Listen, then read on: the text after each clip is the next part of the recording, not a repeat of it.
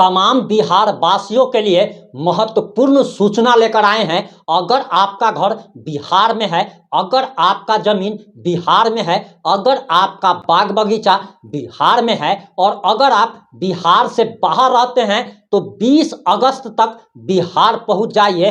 अभी ही ट्रेन में रिजर्वेशन करा लीजिए, फ्लाइट का टिकट करा लीजिए और 20 अगस्त तक बिहार पहुंच जाइए। और अगर आप 20 अगस्त तक बिहार नहीं पहुंच पाते हैं तब आपके साथ बहुत बड़ी परेशानी हो जाएगी, आपके साथ बहुत बड़ी समस्या हो जाएगी और अपनी ही जमीन को, अपना ही मकान को अपना कहने के लिए आपको पापड़ बेलना पड़ सकता है, सालों आपको कोर्ट में केस लड़ना पड़ सकता है। और आपको बताते चले कि बिहार सरकार बिहार में तमाम जमीनों की सर्वे कराने जा रही है और 177 टाइप की यानी कि 177 प्रकार का लिस्ट बनाया गया है संपत्तियों का। और 177 जो लिस्ट बनाई गई है उसके अनुसार अब जमीन का, बाग बगीचा का, खेत खलिहान का सर्वे होने जा रहा है। और जिस समय आपके जमीन का, आपके मकान का, आपके खेत खलिहान का, आपके बाग बगीचे का, आपके असबारी बसबारी का सर्वे हो रहा होगा और अगर आप मौके पर उपस्थित अगर नहीं रहेंगे तब आप भारी परेशानी में आ सकते हैं। आखिर पूरा मामला क्या है, पूरा मामला इस 3 से 5 मिनट की रिपोर्ट में हम आपको बताने जा रहे हैं।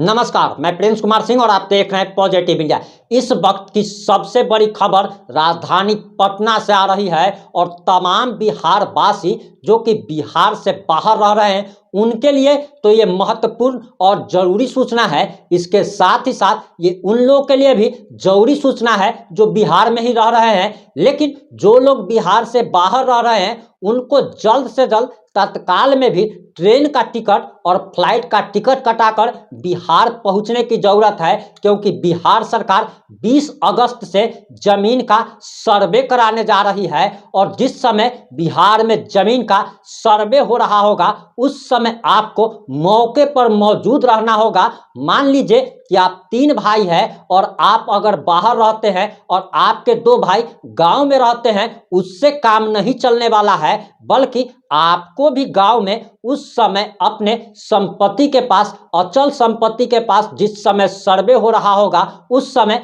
मौजूद रहना होगा, वरना आपको फिर सालों पापड़ बेलने पड़ सकते हैं और अपनी ही जमीन का कागज में आपको कितनी परेशानी झेलनी पड़ेगी वो आप समझ सकते हैं। वहीं सरकार ने अब इसके लिए 177 प्रकार का लिस्ट बना लिया है और जो रिपोर्ट्स के अनुसार, जो जानकारी आ रही है उसके अनुसार बताया जा रहा कि बिहार में 20 अगस्त से सभी गांवों में जमीन का सर्वे का काम शुरू होने जाएगा। इसमें जमीन के प्रकार और उस पर मौजूद संरचनाएं दर्ज की जाएगी।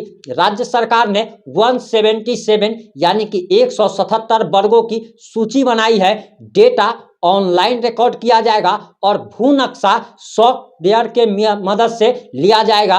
वहीं बताया जा रहा कि दरअसल बिहार सरकार 20 अगस्त से बिहार राज्य के सभी 45,000 से ज़्यादा गांवों में जमीन का सर्वे का काम शुरू करने जा रही है। इस सर्वे में जमीन पर बने मकान, कुआं, बगीचा, खेत खलिहान जैसी हर चीज की जानकारी ली जाएगी। इसके लिए सरकार ने 177 तरह की चीजों की एक लिस्ट बनाई है जिसमें जमीन की पूरी जानकारी मिलेगी। जमीन सरकारी है, प्राइवेट है, खेती योग्य है, बंजर है, यह सब भी सर्वे में दर्ज होगा। जमीन पर कच्चा मकान है और कच्चा मकान है तो कितने कमरे का है, पक्का मकान है कितने फ्लोर का है, उसमें कितने कमरे हैं, ये सारी बातें दर्ज की जाएगी। अगर जमीन पर बोरिंग है तो उसका विवरण दर्ज किया जाएगा। अगर जमीन पर बांस की खेती की हुई है उसका विवरण दर्ज किया जाएगा। अगर जमीन पर बाग बगीचा अगर लगा हुआ है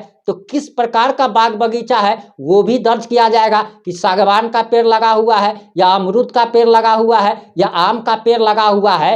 यानी कि एक एक चीज का डेटा लिया जाएगा। और जरा सोचिए कि जिस समय इस सारे चीज़ों को ऑनलाइन दर्ज किया जा रहा होगा। और अगर आप उस समय मौजूद नहीं हैं और आपका, कहा जाता है कि भाई से अच्छा दोस्त और भाई से बड़ा दुश्मन इस दुनिया में मिलता नहीं है। कहीं हो सकता है कि आपका भाई आपके साथ दुश्मन की तरह व्यवहार करे, जो कि 99% भाई इस दुनिया में करते भी हैं। तो आपके जमीन का गलत डेटा सरकार के पास चला जाएगा और वो जो ऑनलाइन एक बार दर्ज हो जाएगा, उसको ठीक कराने में आपको सालों समय भी लग सकता है और इसके साथ लाखों रुपए भी परेशानी के साथ खर्च करना पड़ेगा। वहीं बताया जा रहा कि सर्वे का मकसद है कि जमीन से जुड़ी सभी जानकारी को डिजिटल रूप देना। इससे ना सिर्फ जमीन के मालिकाना हक को लेकर होने वाले विवाद कम होंगे, बल्कि सरकार के लिए योजनाएं भी बनाने में सरकार को मदद मिलेगी। और इसी के साथ आपको बताते चले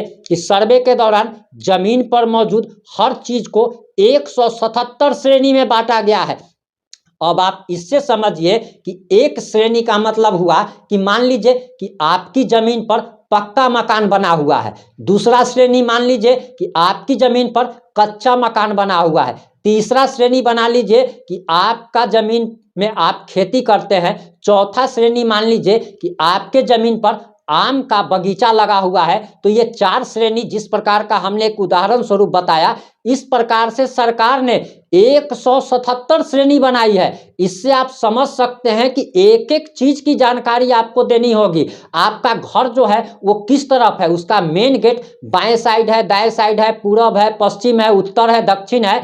इस प्रकार की सभी छोटी से छोटी जानकारी आप इसी से समझ सकते हैं कि 177 श्रेणी में जब बांटा गया है तो कितनी छोटी छोटी जानकारी सरकार लेने जा रही है। और अगर आप गांव में अगर मौजूद नहीं रहते हैं, तब आपके साथ बहुत बड़ा खेला आपके ग्रामीण ही कर सकते हैं, आपका अपना भाई ही कर सकता है। इसीलिए समय निकालिए, नौकरी कर रहे हैं तो छुट्टी ले लीजिए, तत्काल टिकट कराइए, प्लेन से जाइए, लेकिन बिहार पहुंचिए और जमीन का सर्वे जब हो रहा होगा उस समय आप अपने संपत्ति के पास मौजूद रहिए। वरना एक बार जो डिजिटल रूप से आपका सारा विवरण दर्ज हो जाएगा और मान लीजिए कि गलत अगर दर्ज हो गया तो सालों पापड़ बेलना पड़ेगा। वहीं आपको बताते चले कि जैसे कि गैर मजरूआ, मजरूआ जमीन, आम, खास, इन श्रेणियों का जिक्र भी सर्वे में होगा। और जमीन के बारे में इतनी सारी विस्तृत जानकारी